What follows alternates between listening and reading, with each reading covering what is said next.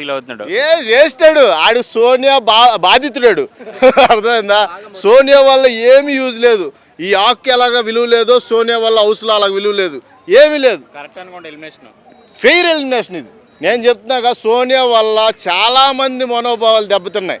అటు అమ్మ అంటుంది, అక్క అంటుంది, అమ్మని ఒళ్ళో పడుకోబెట్టుంటుంది, అక్కని ముద్దు పెట్టించుకుంటుంది.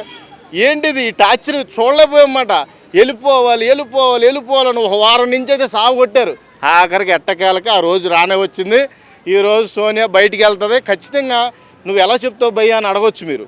నిన్న పెద్దోడిని చిన్నోడిని లేపి మీరు మాట్లాడే విధానం ఇలా ఉంది అలా ఉంది, అటు ఇటుగా నారదల్లాగా తాళం కొడుతున్నారు కాబట్టి మీ వల్ల సోనియా ఆట పోయింది అన్నాడు.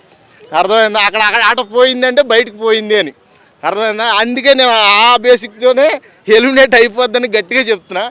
ఈరోజు మటుకు బయటకు వచ్చేస్తుంది సోనియా. మరి ఆర్జీ గారు రిసీవ్ చేసుకుంటారో లేకపోతే మీడియా వాళ్ళు రిసీవ్ చేసుకుంటారో చూడాలి. ఆర్జీ గారు ట్వీట్ చేసిన ఎందుకంటే అసలు ఓట్స్ పడలేదన్నా.